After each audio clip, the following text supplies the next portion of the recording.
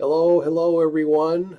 Let's let folks get settled in virtually here before we light this candle. And just good to see some familiar names and faces coming in to join us for this special edition of the Behavioral Health webinar series.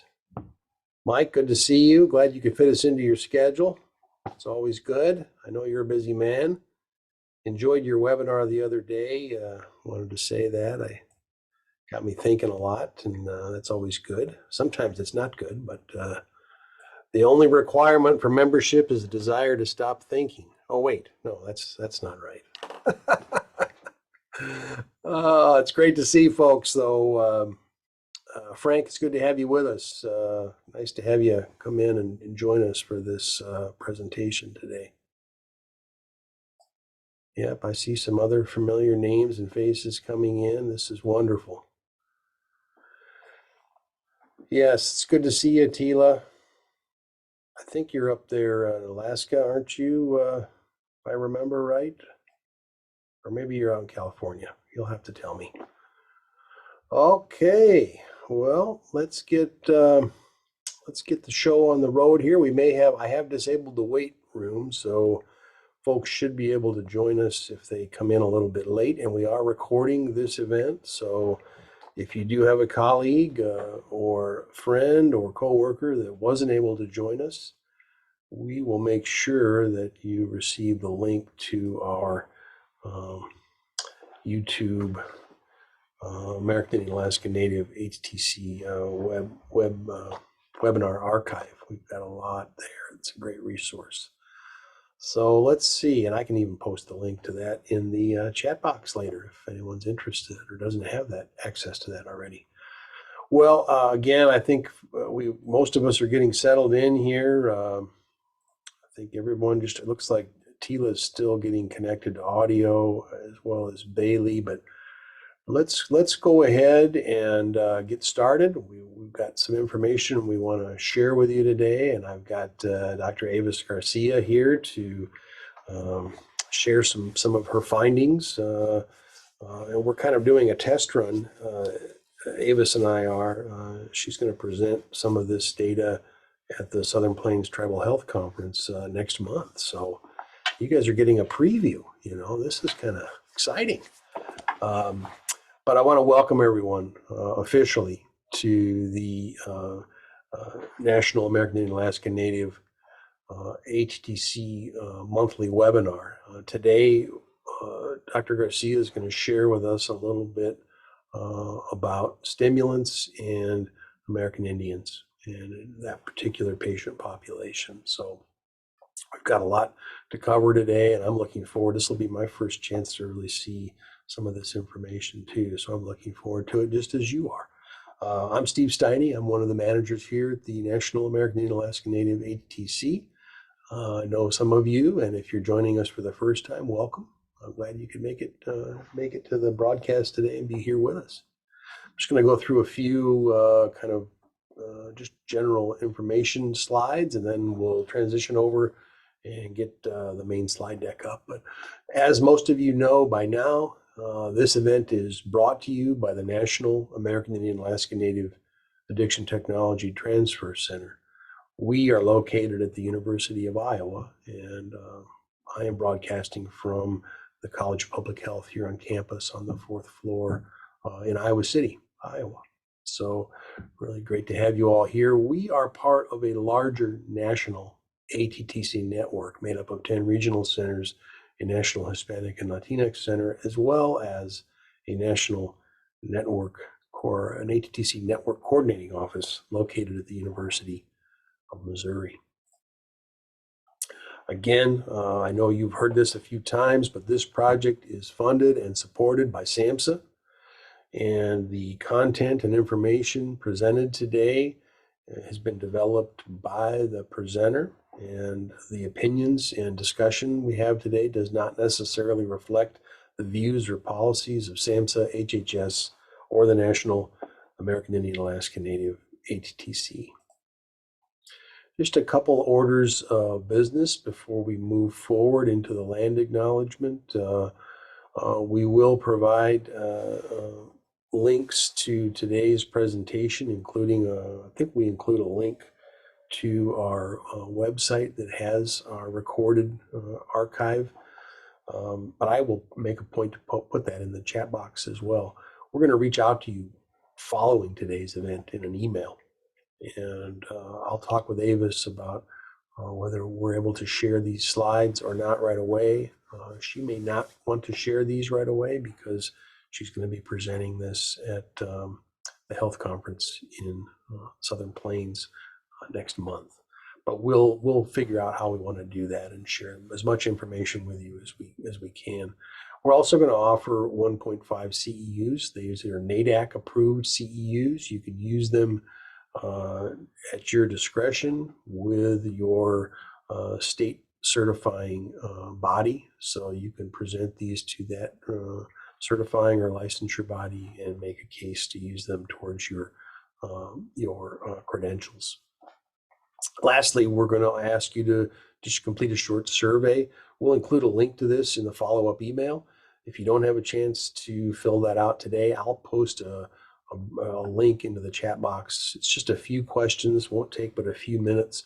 We have added a couple of short answer questions so we can hear from you in your own words. Even if it's a few words, your own words, it's really important for us to get direct feedback from you. So this survey is not mandatory. You can skip any questions you would like, and it certainly can't be linked to you in any way. So it's private and confidential. If you have any questions about that short questionnaire, just reach out to me and I'm happy to answer those as best I can. I know we're gathered here virtually today, but we would like to take the time to acknowledge the land and pay respect to the indigenous nations whose homelands were forcibly taken and inhabited. Please take a few moments to read this land acknowledgement that was created by three former members of our team here at HTC, Ella and Keely Driscoll and Sean Bear.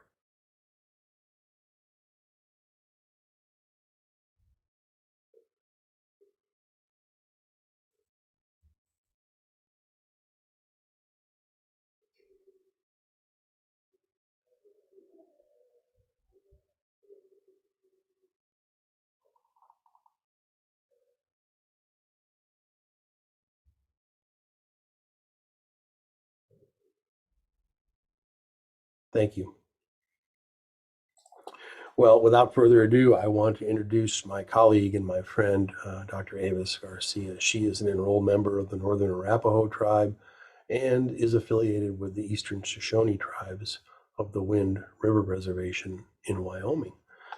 She is a licensed professional counselor and an addictions therapist as well. She's got, I'm just going to say it, Avis, she's got over 20 years of experience in the field and working in a variety of different capacities, but focused primarily on working with Native populations. So always good to have her with us. Avis, welcome, and really looking forward to hearing more from you today.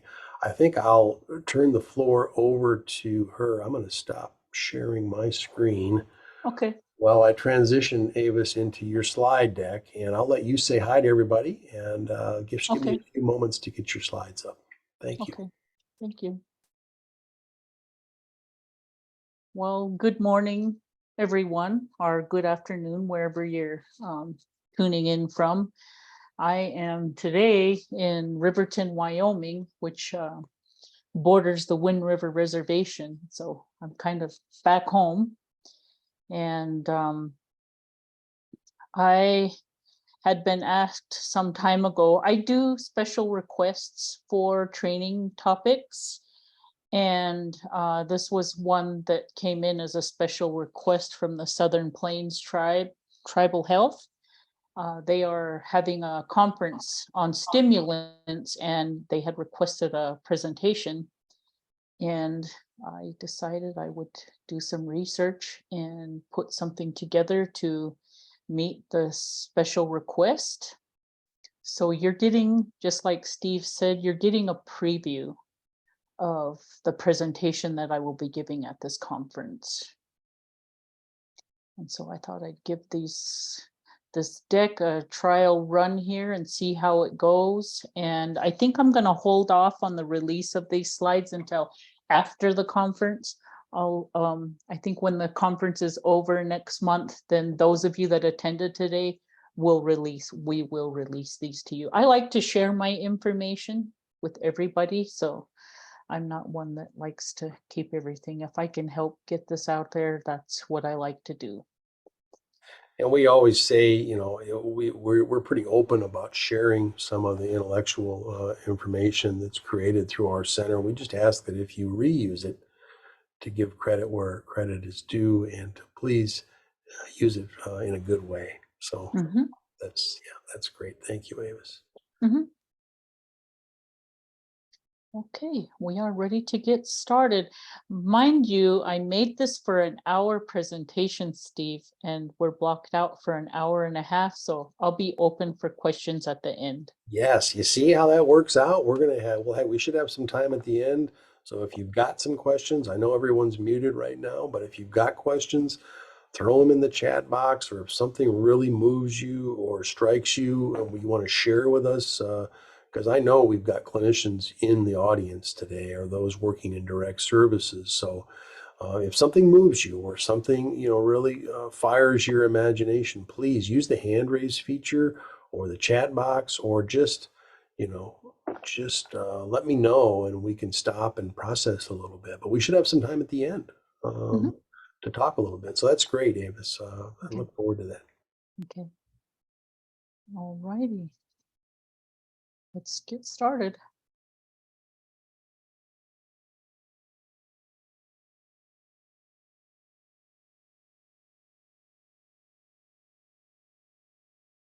Okay, this is just the introduction to the presentation. Again, I will be covering the misuse of stimulants. It is a huge problem in Indian country. I just moved here from the Crow Agency area, and while I was there, I saw a lot of people really struggling with that issue there, only to know it's just as prevalent on the Wind River Reservation as well. So I'm going to share with you all of the research that I did and found on this topic. And I will also discuss some treatment options for helping people that are struggling with substance abuse issues. So these are the objectives. We will see some common trends of the stimulant use disorder among American Indians. We will look at risk and protective factors. We will look at a few key components that are evidence-based therapies that can be helpful, and look at some promising approaches and practice in the treatment. And hopefully this will help you feel equipped and more knowledgeable to optimize the primary care experience for whatever patients you serve with stimulant use disorders. The hardest thing to do is overcoming denial. It's the hardest work that we do. I meet people who say, I think I have a problem, but they don't classify, I don't know, they don't think they fit the stereotype of the person that actually has the problem. Like they don't want to go there. I'm getting a lot more people wanting individual therapy. It's like trying to climb a brick wall that someone poured oil on. The wall is too high to get to the top and too wide to go around.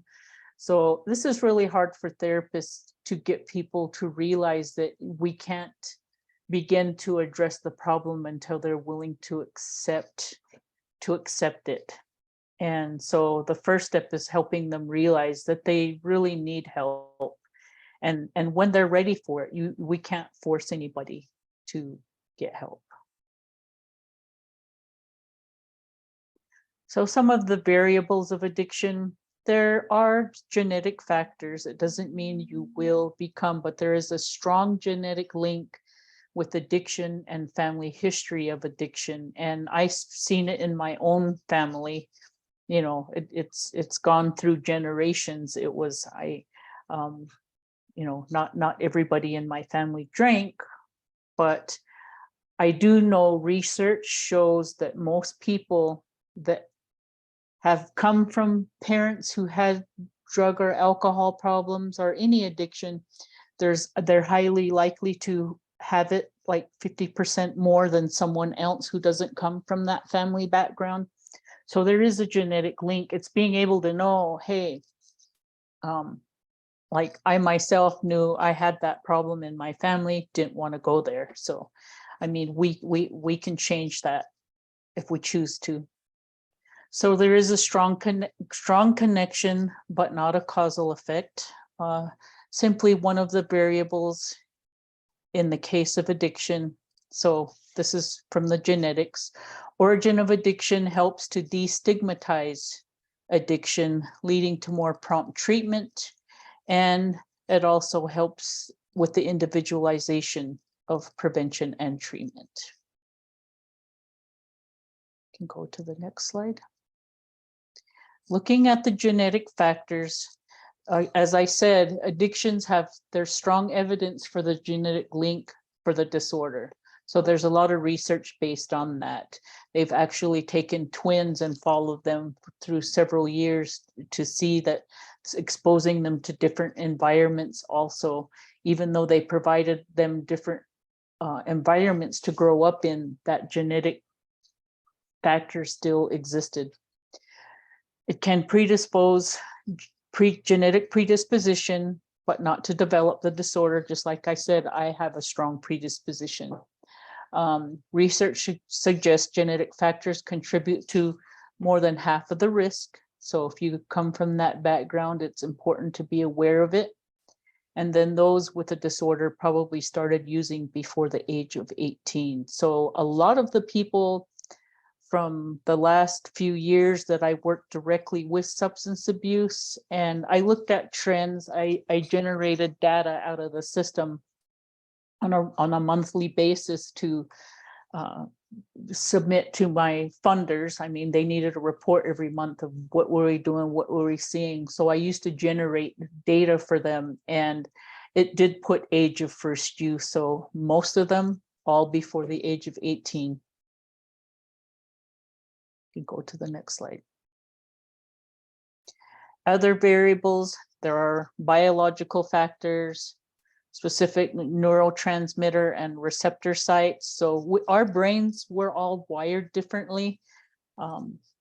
Certain chemicals react in the brain, and some people just get more, you know, they want more of it once that site gets turned on in their brain. There are also the environmental exposures. As you'll see, we'll get further in here, you'll see what I'm talking about.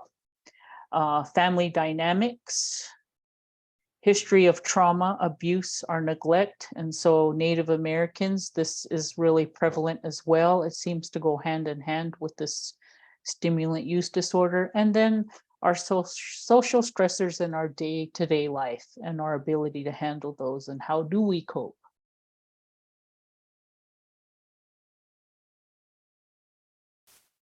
There is also individual resiliency. Some of us are resilient, and so we need to really focus on that part of our life.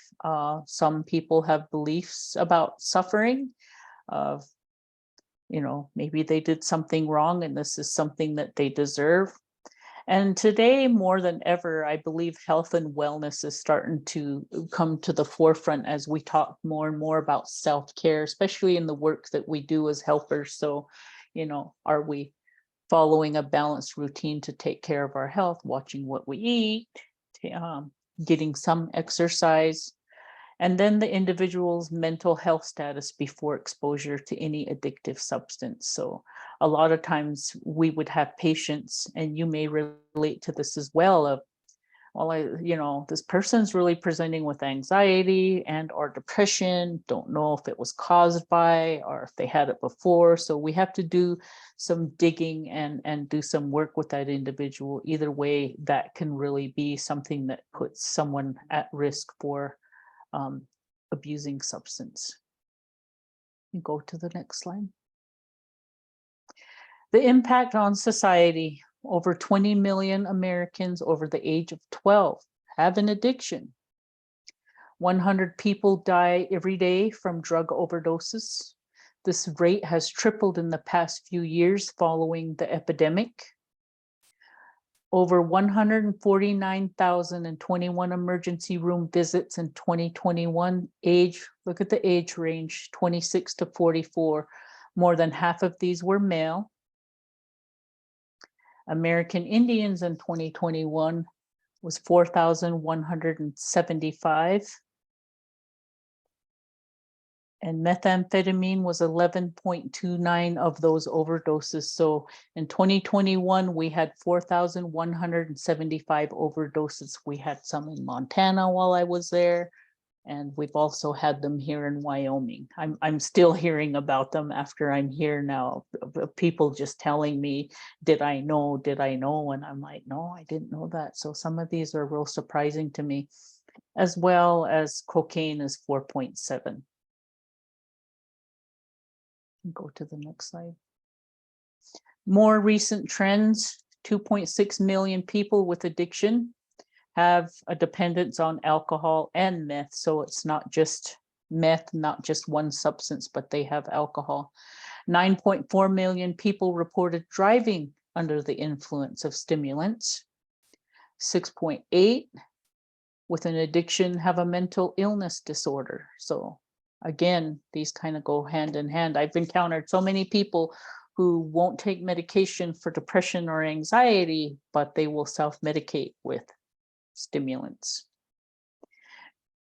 Rates of stimulant drug use is highest among the 18 to 25 age group, which is also the highest group for suicide risk. So taking that into consideration, over 90% of those with addiction, again, they all started before the age of 18. And I share with my people when I work with them, a lot of our growth and development mentally stopped when you started using. So if you started using when you were 15, 16, your brain was still developing. It wasn't done yet. So you may have done some damage or caused some delays in normal development. You can go to the next slide.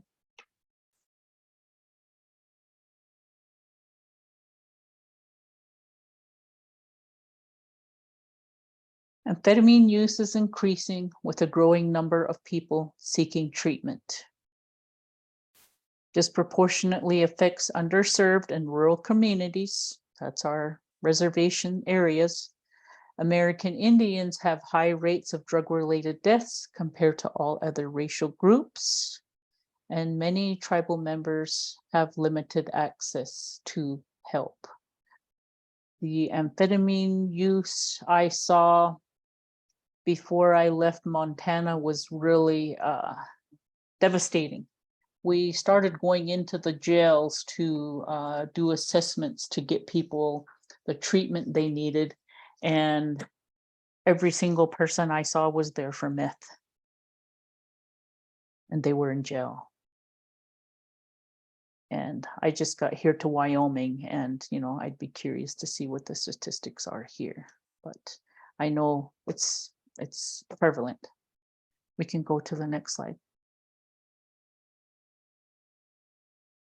There's not a lot of data available, not a lot of research in this area. As I was doing research, there wasn't much to find, very far and very few. Many tribes are starting to collect their own data as well as protecting it. So they're not just allowing people to come in and get information. They are setting up their own IRBs, which I'd like to see my tribe do. And the data is limited. So it's good if you're, tracking over the years to see if the work you're doing is having any impact. Amphetamine use has increased by 69% in the past 3 years. Again, this is following the epidemic, and opioid and amphetamines have risen 20% in the past 3 years. So both substances.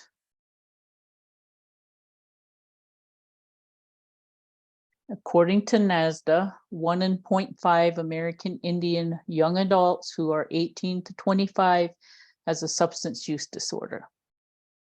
11% with illicit drugs and 10% with alcohol. 4 in 10 American Indian adolescents, this is adolescents 12 to 17, have a lifetime prevalence of illicit drug use. And 13% need treatment, but only 3.5% actually receive treatment. And that's not to say that treatment is not available. There are people out there in our own communities, in my own family, that need it, won't go get it. They will, they know they have a problem and they just like the way their life is. And it's sad to see them like that. We can go to the next slide.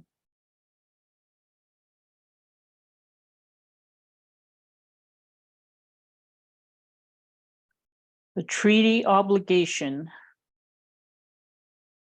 Access to Indian health services is a treaty obligation of the federal government. Many barriers, including access to mental health care providers and specialty care, continues to exist. There is a greater need for resources to improve substance use disorder access. Additional resources are needed to address treatment demands of amphetamine use, including the integrated care for patients with co-occurring substance use disorders.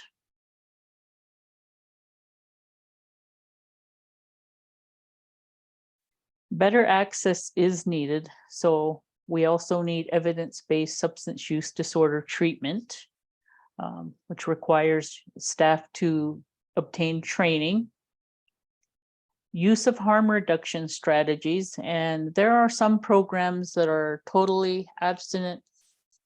I've been in this field for going on 22 years, a couple of decades. And over the years, I've come, not that I promote use, but some of our people will just be blatantly honest and open with me and saying, I'm only here because I have to be here, but I'm not going to stop. And so, working with them, I say, okay, we're not, you don't want to stop, but what can you do differently so that you don't have to come back here again? What are you going to do so you don't get in trouble with the law or have any problems with the family services? Like looking at those things so that maybe they use less. I like to say, be responsible when you choose to use your substance. And other places is providing the people that use needles with clean needles and the fentanyl test strips. So those are examples of some harm reduction strategies. And ensuring access to non-stigmatizing mental health care. A lot of people that lack understanding of treating mental health don't realize that it's just as good as checking your health, like going and getting a checkup once a year to see how your heart's doing, how's a lot of us natives are prone to diabetes, so it's watching those things. But there seems to be this stigma attached to mental health care, and a lot of people don't want to go there. I really feel like when I came from Crow Agency and even here, there's this disconnect. They're siloed. Mental health and substance abuse, they're not hand in hand working together. I really feel that somehow this needs to change so that there's better work being done. And then there's a shortage of treatment options in tribal communities. There aren't a lot of places for people to go that are in need of residential care. And then, of course, there's always the transportation issues. Some people live in such rural areas, it's difficult for them to make it in. So I would really, and not everybody has access to Wi-Fi, because then, I've often thought, well, what if we just, added them to a group and we had them on the internet? Because I've seen it done before, but again, not everybody has that access. We can go to the next slide. The dopamine basics. Dopamine is the primary neurotransmitter in the brain's limbic system. It's the reward system. The dopamine spikes. It excites the neurons of the reward system, resulting in the feeling of pleasure. So there are natural ways you can get the dopamine in your brain, naturally. Just simply, I have a dog and I hug him every day and pet him every day. And, just that alone is one way to release dopamine. Dopamine concentration in the brain is normally 20-30%, depending on your genetic makeup. And stimulants triggers the spikes of the dopamine, which are much higher than the brain is used to. So it's like dopamine on steroids. It's just that big of a release. And so they overstimulate the reward system. And we can go to the next slide. Some types of stimulant drugs, approximately 16 to 21 million users are worldwide. Cocaine is usually in the powder form. It is sniffed, injected, and smoked. And then crack is from the cocaine too that is also smoked. There's a process they engage in to make that form. You can go to the next slide.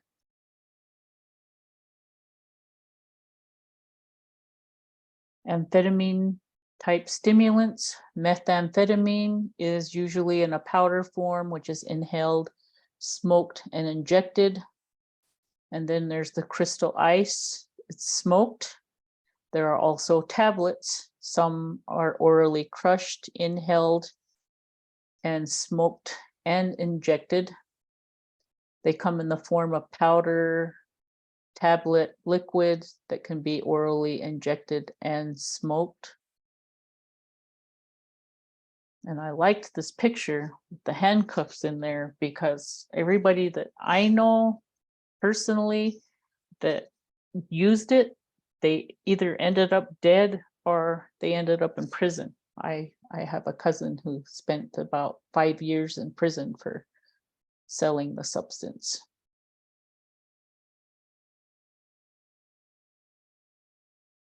But he doesn't do it anymore. He's actually doing really great. He actually goes and talks to people in our community now. He knows what it's like. Okay, we can go to the next slide. And as I've learned throughout the years of working with people and doing evaluations on substance use, I always ask, how are you using it?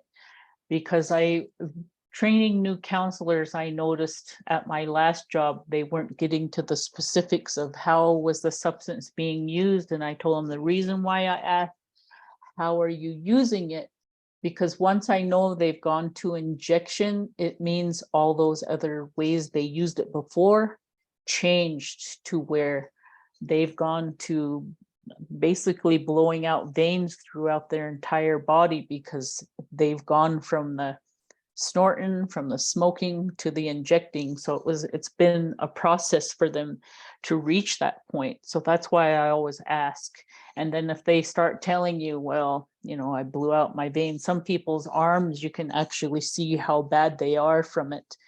And that lets you know the seriousness. There can be some visual effects as part of your assessment. So cocaine versus methamphetamine, some people ask, what's the difference? Cocaine is the plant derivative. It lasts about 20 to 30 minutes. The half-life is approximately 1 hour. It is mainly through the dopamine reuptake. It is can be used medically. I've read my papers from having surgery, and they'll actually have it on the list of what was given to me. And it's not directly neurotoxic. Methamphetamine, on the other hand, is synthetic.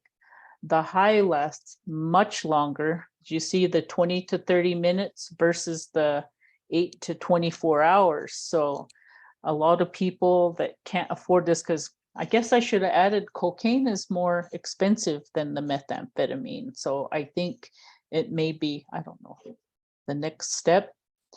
The half-life is 12 hours. Again, that's mainly the dopamine release, the high release of that. Medical use is less common.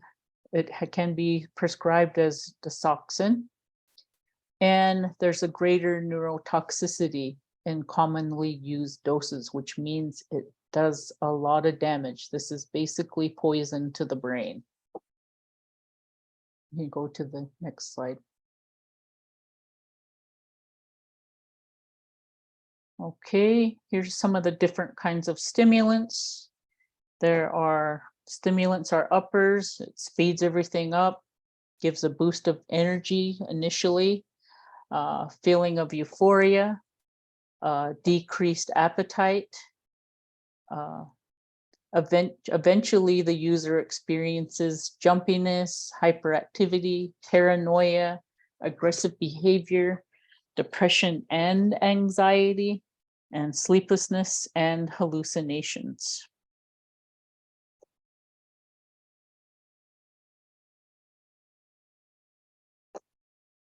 Methamphetamines are made from cold and allergy medications, brake fluid, antifreeze, battery acid, lye, and drain cleaner.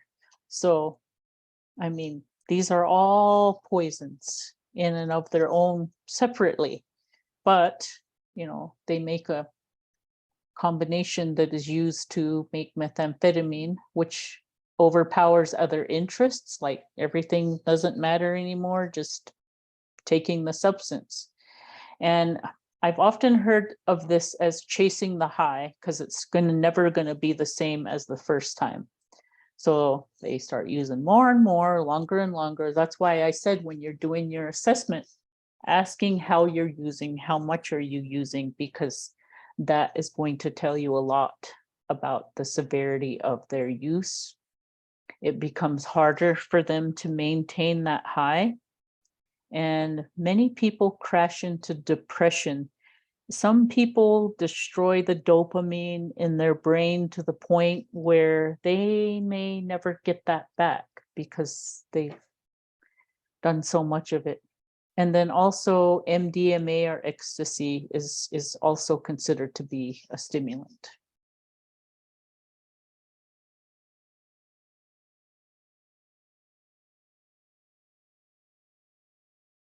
Okay, here is cocaine. Again, I said it's from the leaves of a plant. It's a synthetic from the coca plant. And it's a stimulant of the central nervous system, also an appetite suppressant and a topical anesthetic.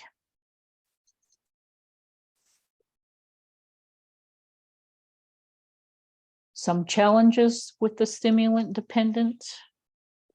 There is a very limited understanding of stimulant addiction. I mean, what we have is the beginning of all the research that has been brought together. Again, there is that ambivalence about the need to stop. Some people that use it actually depend on it, and you know, they don't, you know, it's hard to convince them. There's also the impulsivity and the poor judgment. I've seen people do a lot of things that they're sitting in jail for because of the substance that caused them to be there. They've stolen money, stolen cars, you name it, to get them in some legal predicaments. There's consequences to that catches up with them. Cognitive impairment and poor memory. Some people are just, you know, not the same after heavy use for a long period of time. And then there's the anhedonia. And then again there's that powerful Pavlovian trigger craving response. So with any substance in the early stages, we're looking at where are your triggers? That's the first thing we want to work on, is so that they can change their response to the triggers and how can they handle that differently. So for a lot of people, it is very hard, especially if they've been using for a long time. There's very poor retention in outpatient treatment. I have had people that sign up, maybe come to one class, and then I didn't see them, and then they come back again within the year. Eventually they're back again. But my very first treatment job in a residential treatment program, we had about approximately 40 people at any given time, and they were all there for treatment in lieu of incarceration. So it was a year to a year and a half long program. And I seen these people just do amazing things compared to when I seen them when they first came into the program. And sadly, over the long treatment, I went to corrections and I was doing evaluations on felons. And I was really shocked to see some of my people were showing up on my list of people that needed to be evaluated, that I knew had successfully completed the programs and done very well. So I see there's a high relapse, that they do well in that controlled environment.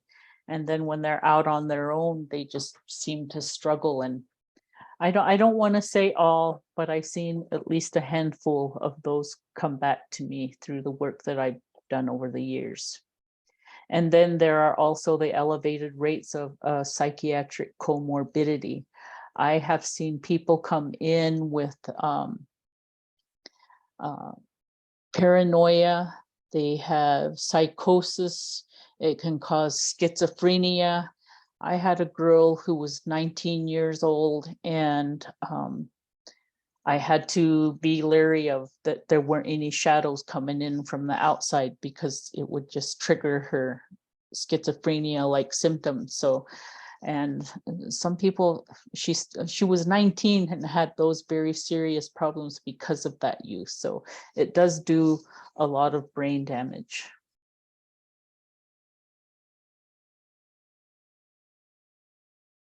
And when we look at the risk factors, what is the risk factors for American Indians when we're looking at the substance? We have this historical trauma. And again, there is genetic influence. There is research has actually shown that there are genes that can be transmitted, passed on to us through our grandparents. It's actually real. Science has proven that. We have a lot of violence. There's gang violence, domestic violence, and sexual assault. These increase the risk of using the substances. We have a lot of poverty, high levels of unemployment. There just aren't a lot of jobs these days, especially after the outbreak we had. And then we have discrimination and racism. My son and my sister went somewhere yesterday, and it's kind of hard to hear them say, when somebody says something, you people, and they're making that, and based on some bad interaction or something they had, that they were just assuming my sister and my son were, I said, man, that is really not right. And then there's low levels of attained education. And when I was working in the treatment field, very rarely did I get a high school graduate. So I was always referring to the GED programs, and I'm a high school dropout. I got my GED. So a lot of people seem to feel that if they didn't finish school, that, they're kind of doomed, but that's not really the case. There's a lot that can be done there. But it's common here, and I see it a lot in the substance misuse field of low levels of education. So it's always good if we can focus on that and help our clients. You can go to the next slide.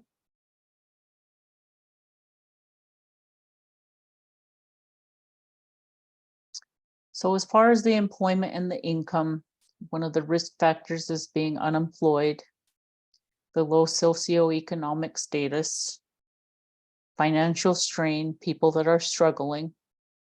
And then there's children that have to live in that financial strain. You know, they may see kids that have things that they don't. And, you know, it just adds to their self-concept.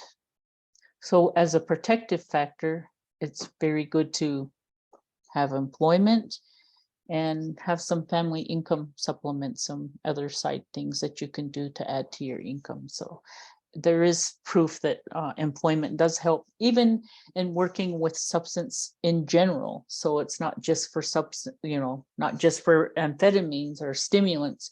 It's the same with alcohol. Research shows that having a job really adds to their self-esteem and their ability to feel good about themselves. So employment is a very good thing.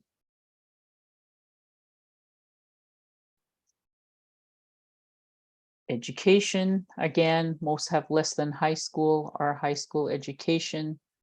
One protective factor would be parental education and pursuing advanced education. And I'm not saying everybody needs to go to college and have a desk job. It can be, you know, become a mechanic, become an electrician, you know, going into the oil field. And so being able to learn these other skills that we need. We do need people to fix cars and do plumbing on our houses. So anything that will help them.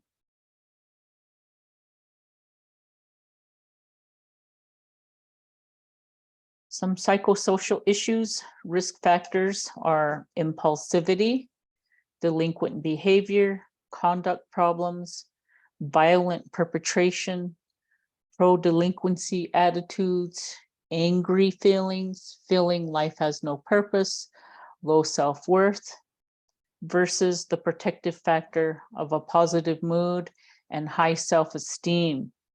I had, gosh, I was just really impressed. Just recently, I have a new job now. I had a mom bring her daughter in that isn't quite a teenager, and she's like, I'm her guardian. I adopted her, but I know her parents, where they come from. So it's like she knows, just because her parents both had issues, that these kids might be prone to those types of behavior.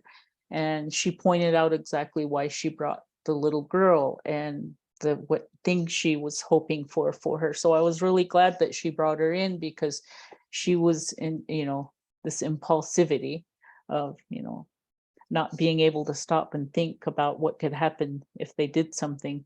But then having a positive mood and high self-esteem, I really encourage this in the schools with youth, especially youth. We want to build this part of them as much as we possibly can. So I think that's an important way to build that risk factor. And we as parents can do that as well.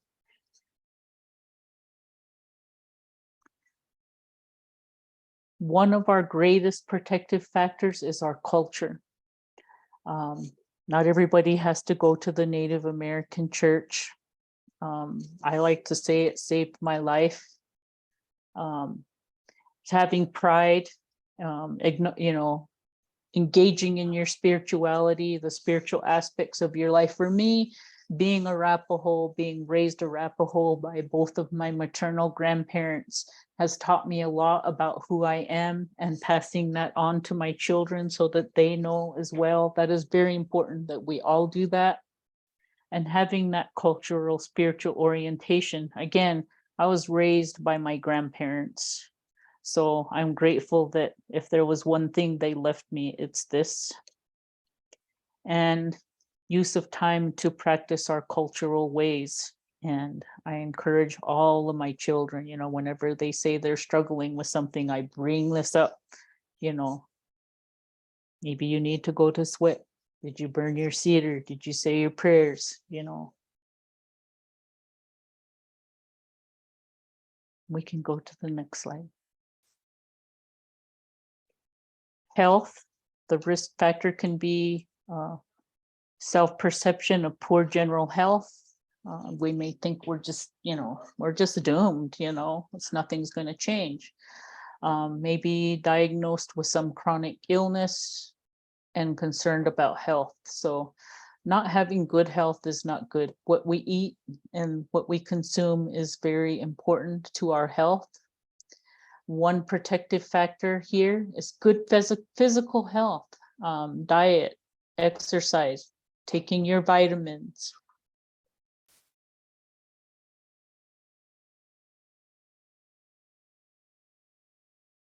We can go to the next slide. Looking at relationships, one of the risk factors of substance use is adverse childhood experiences. How many of you are familiar with the ACEs and other traumatic events? Adverse childhood experiences can range from any one of these here. There's a little test of like maybe 10 questions that you check off on there. So there's physical and sexual trauma, abuse, neglect. Some kids bounce around in foster care.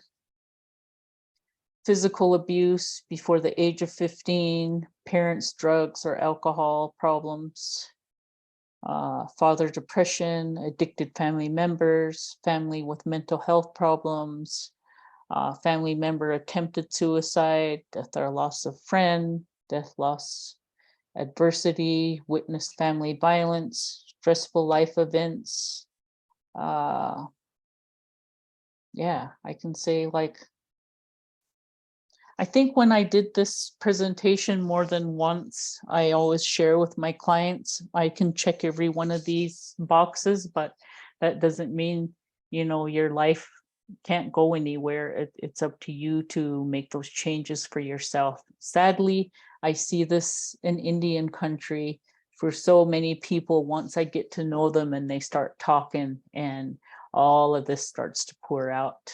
And I'm like, oh gosh, I really, I know why you're here now. So they have a lot of work to do.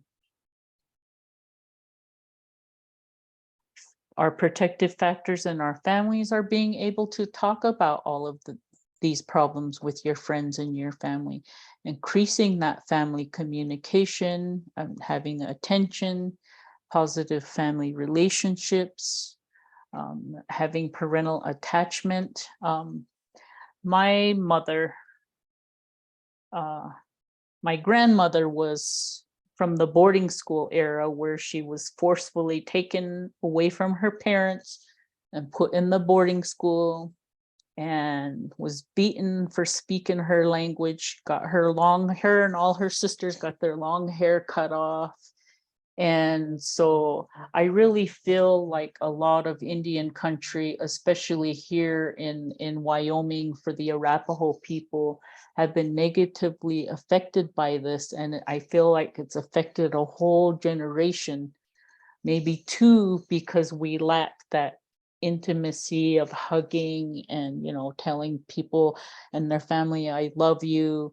And so I really feel that that's not entirely, and when I have family who say, well, I didn't have a good relationship with my mom or whatever, when I'm doing therapy, I often go to, wait a minute, we need to stop and think about your parents. Where did they come from? What have they been through? What's their story? And having them look at, this could be passed on and we can change that. Parental pro-social norms, parental caring, family connectedness. So spending time with family, family caring about adolescents' feelings, being there, listening to them and giving them the support, family support, parental expectations, family sanctions against drugs and alcohol, family sanctions against alcohol. So, if they misbehave in these, let's put some rules down. So really it all comes down to increasing that family bond. Involvement with others. There could be a non-parental role model. That can be anybody. I really think the schools might want to look at, I think a lot of kids in school find somebody that's in the school that they really make a connection with. So adults being warm and supportive, and it just takes one person to help one person, to be there for one person in all of this. So the tribal leaders could be caring, and adult caring. Again, right here, I always say just one. That's why I always say, if I help one person, I did my job. And the school people really caring. I really feel that the schools I grew up in, that I dropped out of on the reservation, they didn't build me up or make me feel excited about what future I could have. I just really, even when my own kids were in school, I just felt like that whole, of course, a lot of these teachers were not native, so I feel like they were not building the students up to excel in the academic field, to go on to college. I just felt like that was missing, and I hope that's something that we can build and see our numbers rise in education. And all of this is bringing the family together, and our cultural ways are all of this. It combines all of that. So as long as we're practicing what we're taught and what we believe, we can accomplish all of this right here. Some treatment modalities. I told you we would talk about treatment. And again, these are based on the research that I did. There is the rational emotive behavioral therapy by Albert Ellis that began in 1974, that says humans are capable of rational and irrational thoughts, beliefs, and behaviors. That's any one of us. Looking at the activating events, examining their feelings, beliefs, and behaviors that led to specific consequences. So again, it's getting the story. What happened? Somebody got mad at me, so I went to my friends and we drank and kind of got into some trouble. And help the people challenge those beliefs, feelings, and behaviors that lead to desirable outcomes. So this is where I talk about those coping mechanisms of, some people learn to go to substance when they're having problems versus talking to someone, going for a walk, all these other things they could do, but not use any substance. Helping the addicts look hard at their own thoughts, beliefs, and behaviors. So those three things right there, through the lens of their life circumstances and consequences. And sometimes a lot of behavior that they engaged in has been learned behavior. So we're always emphasizing, when small children are in the home, we don't realize it, that they're learning everything from us. So they're needing to take a good look at that. And go to the next slide. Reality therapy, also known as choice theory, one of my favorite. Dr. William Glasser, MD, he has like a couple of really good books that are out there that are good guides on this. Humans are strongly motivated to meet the physical need for self-preservation, food, clothing, and shelter, your basic needs, and psychological needs of feeling belonging, power or achievement, fun or enjoyment, and freedom or independence. So isn't that what we all want?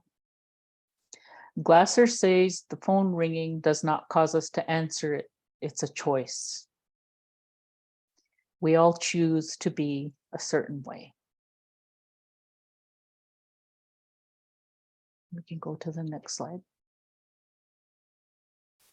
The choice with regard to addictions was to start the behavior in the first place. Chose to start drinking or using substance. When the behavior becomes a problem, this usually begins with the choice of others, not to support the addict's behavior. If there is enough support from the family and community, sometimes the person makes the choice to enter into treatment. Research supports the giving of choices to people suffering addictions because it has been shown that many benefited from the notion of having a choice to quit their compulsive behavior. So again, this has to be their wanting that.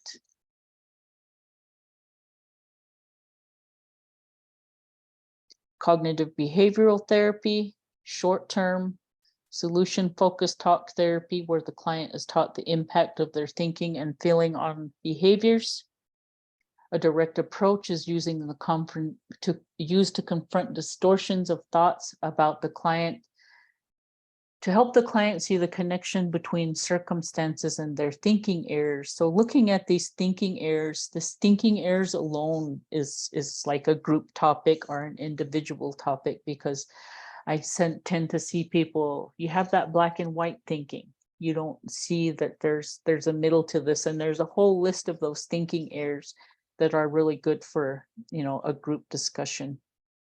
The client knows they are not where they want to be or thought they would end up. So it's thinking about what they engaged in. They can't see how their thinking could be the cause of the pain they are suffering. And a lot of times the thinking we have comes from beliefs that come from the family. So it's really our families of origin. So really looking at those a lot closer. To the next slide.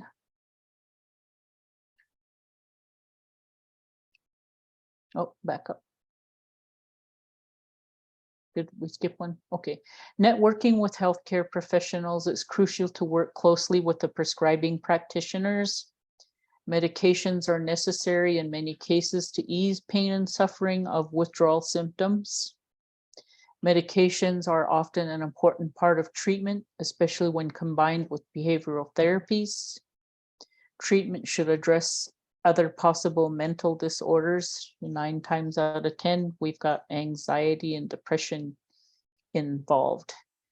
Medically assisted detoxification is only the first stage of treatment. You can go to the next slide. The three-legged stool, the most effective advance to treating addiction, appears to be the three-pronged approach: medication-assisted treatment, cognitive behavioral therapy, and support through 12-step groups or some other spiritually based groups. When we talk about the spiritually based groups, I've seen a lot of people through our cultural work here in our community of the sweat lodge. Some people come and do just the sweat, but hey, they're still clean and they're still coming. You can go to the next slide. Family and peer support, family and community support for the client returning home and community after intensive treatment is crucial to their success. I've been doing this for over 20 years, and before that I was doing this as a student, and there were people that families picked them up with substances ready to be used. Not good. The environment, whether the family or society, can be a cause for the relapse or a good preventive measure. So being able to look at the family, somehow get them involved in the treatment process, and what is it that this person is struggling with in that family environment.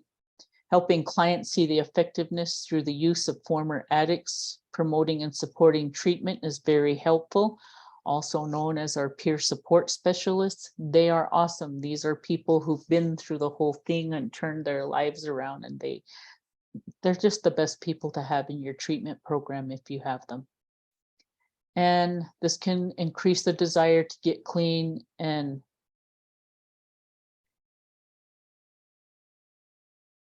I can't remember. Oh, be like the person before them.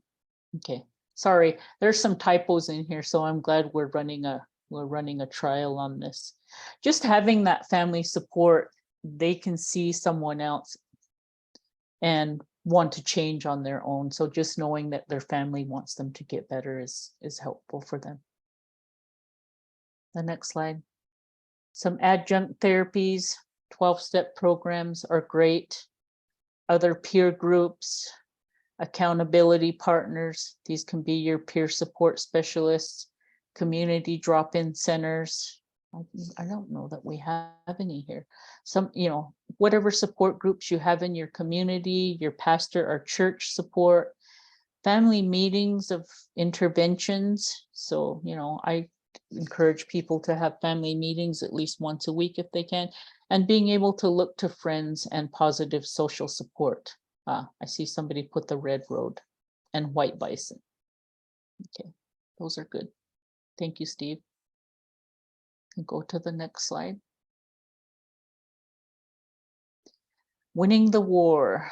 They are fighting the battle of their life, the battle for their life. Just as in war, there has to be a strategy. That's your treatment plan. Team effort, networking with physicians, support groups, family, churches, etc. The right tools, CBT, REBT, RT, choice theory. The right supplies, medications and educational supplies. The right goals specific to addictions, strengths and capabilities, and the right approach that is client dependent. And Steve added, sometimes harm reduction must be considered. I agree with that.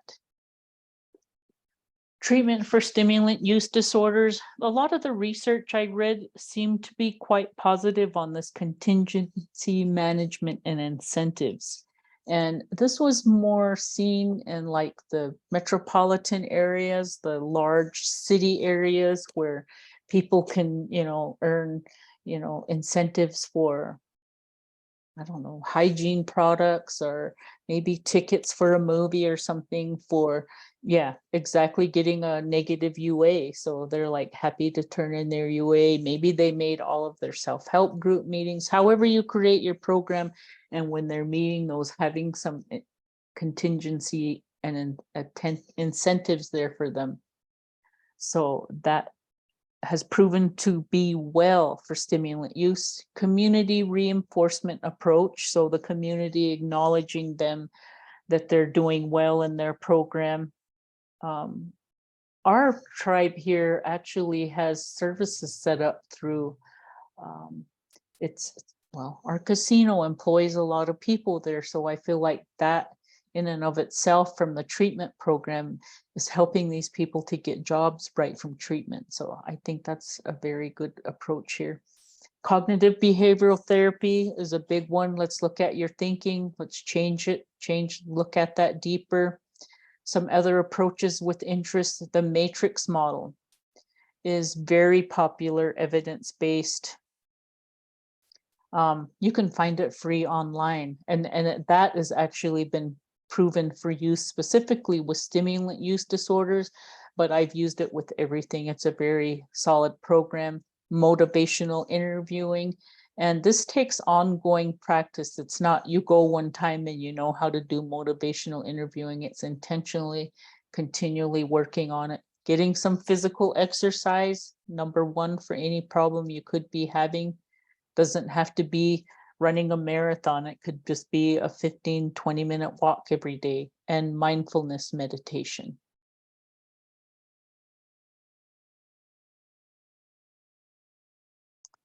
And this contingency management employs the systematic delivery of positive reinforcement for desired behaviors. In the treatment of methamphetamine dependence, vouchers or prizes can be earned for methamphetamine-free urine samples.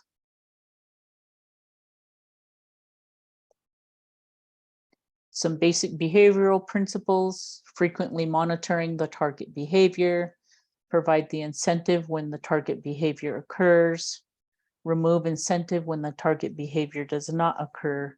Combined with CBT makes it even more effective. The community reinforcement approach is a combination of behavioral strategies that address the role of environmental contingencies in encouraging or discouraging drug use, and attempts to rearrange these contingencies so that the non-drug using lifestyle is more rewarding than the using one.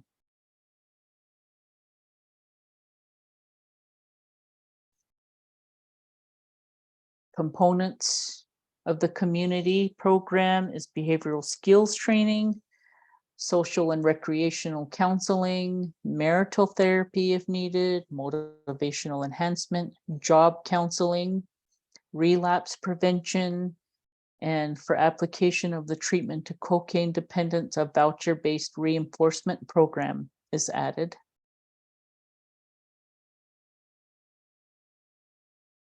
A little bit about the matrix model. It's an integrated form of substance abuse treatment that combines different evidence-based therapeutic interventions all into one to cover all the different areas for people who struggle with stimulant use disorder. The Matrix Institute was developed in Los Angeles, California, which is a model in the 80s during the height of the cocaine epidemic. Meets the unique needs and concerns of people using stimulants such as crack cocaine and methamphetamine. Outpatient treatment program. It's a manualized 16 weeks psychosocial approach in a highly structured environment. Research shows support to the benefits. Patients are guided through a variety of methods to help them recover. There's a lot of addiction education, information on recovery and relapse, and familiarization with self-help programs, and supported throughout by qualified and trained therapists who act as a coach. And if you look on the SAMHSA website, they have tons of free resources. So all of this matrix model information and all the different curriculums they have are there that you can easily download and use. Designed to integrate several interventions into a comprehensive approach. So having their individual, their cognitive behavioral, motivational interviewing, positive reinforcement, family ed, drug testing, and your 12-step program. So that's the overview. It's just this big program that hits many levels. Again, free on SAMHSA if you look for it. Other approaches, motivational interviewing, says with support. There's no direct evidence with meth users, but support with other substance use disorders. Physical exercise, evidence reduction of meth relapse among less severe users, enhancement of dopamine receptor recovery, reduction in depression and anxiety and early meth abstinence with just physical exercise, mindfulness meditation. Glasner and Edwards in 2015, there's evidence of reduced anxiety and depression during early meth abstinence.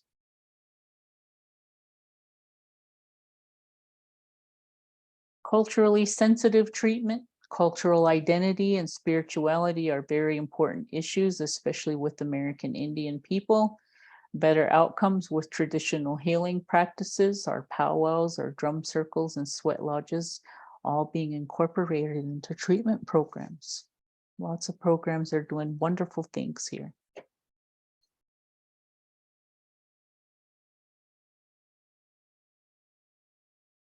Burnout, be mindful of the symptoms of burnout in order to avoid becoming ineffective or worse, completely overwhelmed. Helping people with addictions is hard work. It's not easy. It's a tough job.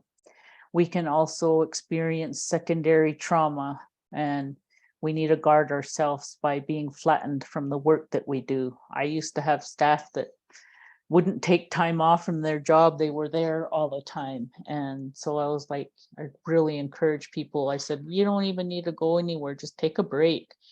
Helping others with people who have no hope need to be very good at self-care and self-evaluation. We can't forget to put our feet down.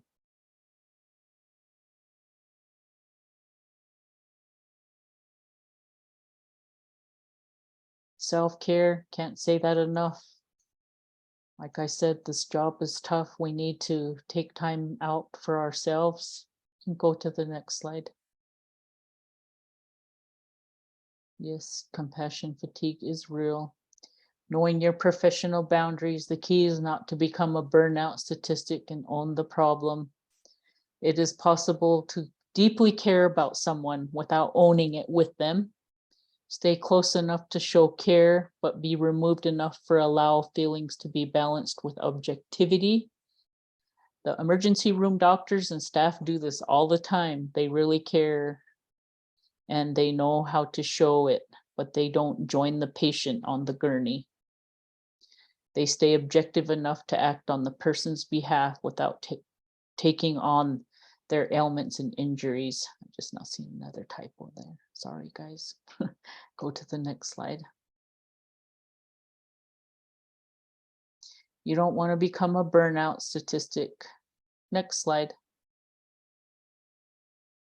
Is that it?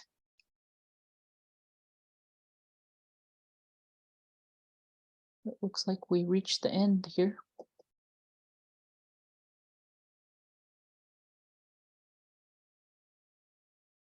Yeah, I always add the Yeah. self-care at the end. Like we really need to be watching ourselves and our co-workers. Yes. And as you predicted, we do have a little time. Mhm. Here we've got maybe 10 minutes. I did put the questionnaire, brief questionnaire link in the chat box. And is anyone interested in, I can also, let me see if I can stop sharing. There we go. Now I can see everybody a little bit better. I was going to put in the chat box as well our, the link to our archive. If anybody's interested in accessing recordings from the past, this is a great resource for that. I'm going to pop that right in the chat box as well. All right, well, let's open the floor. We did have a couple of questions come in. I know a couple people had to step out, but if you had a question in the chat, feel free to unmute and put that out there for the group and for Avis or myself to address.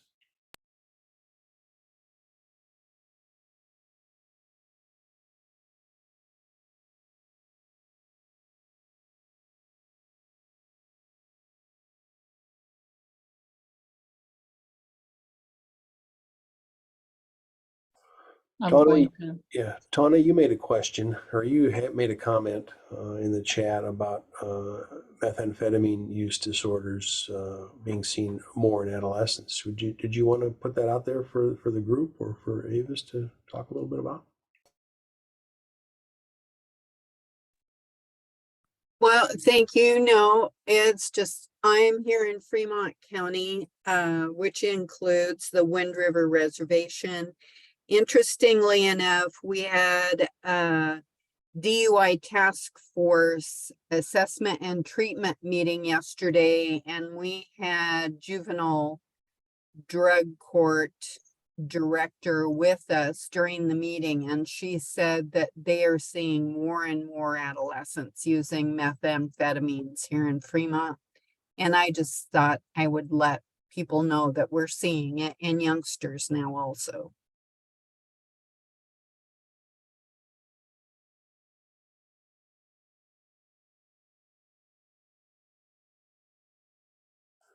Thank you for that comment, Tana. Appreciate you and the work you're doing. So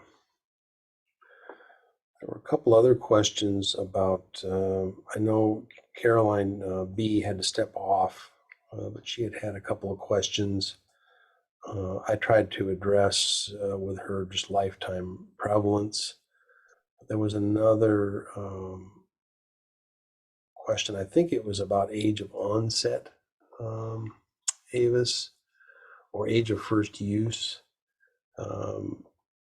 She had asked, I think it was in reference to that, she had asked in the chat, does this mean a higher likelihood of use or substance use disorder? I think that's what she was referring to.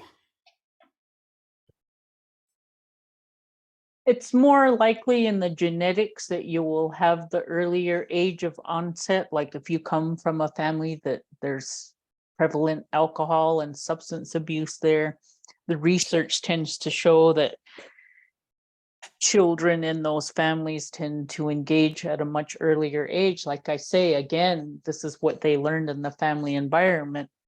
And I talked to someone just like all the time of that, their parents drank and they're, it was there and everybody around them drank. And then I live in Wyoming, so we often talk about Wyoming being known as a drinking state, and this methamphetamine is just destroying communities. Like, I just moved here from Montana, and where I used to live, I don't even want to go live there because methamphetamine is prevalent in that area. And I'm like, what the heck are our law enforcement systems doing now? I feel like because of COVID, the methamphetamine is just the use of it is just increasing to the point of just destroying families and kids' lives. And in the early 2000s, when I first finished my program, we had a huge drug bust here on the Wind River Reservation. It was huge. The cousin I talk about in the presentation today was one of them that went down with that, and he went to prison, and he goes and tells his story, what he did, and how he regrets it and how hard it was to go through, and that he doesn't wish that on anybody. And several people were affected by methamphetamine, and I'm like, just when I thought things were getting better here, it just came back with a vengeance, and it is really bad. People, I'm not on social media very often, but I see people making posts on there of even putting videos of people that they see that are under the influence of, I'm pretty sure it's methamphetamines, because the use of it can cause them to have increased body movement that is just uncontrollable. They don't even realize that they're doing these weird things, in public places, and people are videoing them now and putting them on social media. And I'm like, oh my God, this is horrible. But yeah, I don't know what is going on with our law enforcement system here, because it's like everybody seems to know who's dealing it. And it was the same place where I came from just before I left Crow Agency. I was really happy to see they had a huge drug bust go down there. And so I'm hoping it takes like the whole community to attack it. It's not going to go away on its own. Got some other questions coming in. I wanted to see if Lindy wanted to just comment briefly on the comment she made in the chat. Lindy, did you want to add to that or talk about that a little bit? Hi, good morning. Yes, it wasn't really a question, it was just an observation that I've made during with my experience. What I think that we don't spend a lot of time with, particularly with meth, is what are people getting out of it? It's very hard to stop, but there's always a reason. There's always a reason people make the choice to be. There's always the reason. And I don't think with meth, with stimulant disorder, I don't think that we realize quite how serious it is. Everything got overpowered by the opiate crisis. And everyone I know is just shaking their head. We're like, hang on a minute. There's many crises, not just the opiate crisis. Yes. But like that generated a lot of focus, attention, interest in how did that start? What can we do about it? How can we stop people? How can we help people stop? We need a similar focus, I believe, on this, because it is an epidemic. And you're right, yes, it's being used by younger and younger and younger people. Well, thanks for sharing and just sometimes saying things out loud, I think help people understand where you're coming from. So appreciate you for sharing that comment verbally. I know Charity also had mentioned something about ACEs. Charity, are you still on? Did you want to comment on that? I am. Can you hear me okay? Yeah. I was just saying that, the ACEs score kind of information, some of those things aren't actually adverse experiences in our tribal communities. So, going and living at auntie's house or living at grandma's house isn't always because of something that's bad. Sometimes it's part of, ceremony, or, it's teaching. And so I would be really interested in seeing those, some kind of more native focused ACEs scoring, because it is such a different, there are such different experiences for our communities. That's interesting. I really like that idea of a sort of a culturally informed or culturally adapted. It would take some research, and we need some people to do research. So I'm always looking and encouraging people to join this field in, the advanced education, to go do the research, because like I said, when I was doing this research, I could find a handful of things, if any. So there was a lot of articles, that people posted recently, but it was nothing real specifically research based. And on the ACEs, I get you on that, but I went to my grandparents' house because I always wanted to be there. But then again, my mother was a extreme alcoholic, and so was my stepfather. So my grandmother never drank. So going to her house was someplace I would rather be, Yeah. Well, thanks. Thank you for sharing a little bit more on that topic on ACEs. I appreciate you unmuting. Ayana had a question too. Maybe she can unmute and share that with us. Ayana, did you want to talk about that or run that by Dr. Garcia? Sure.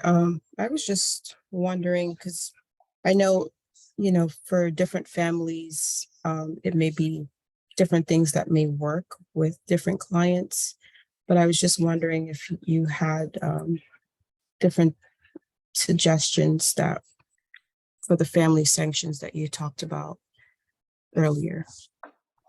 The family sanctions I was talking about were dealing with your own family of, preferably your teenagers. We're talking about younger and younger youth. You went out and drank, you know what? You're going to face some consequences for this. You're grounded for X amount of months or days, and, we're taking certain things away from you. So that is within the family to impose their own sanctions for use.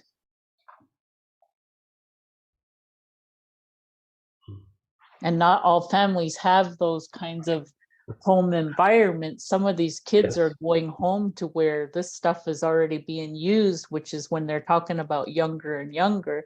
I think those are the ones that are more prone to get their hands on this stuff. I've said this for years. When I was an adolescent, I was very curious. So I would hate that.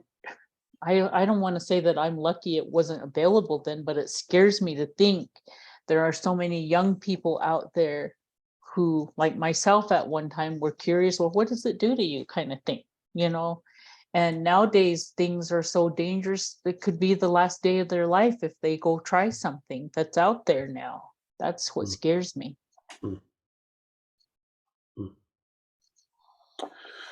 Well, I know we're at the bottom of the hour, and we want to try and honor everyone's time commitment. Oh, yeah.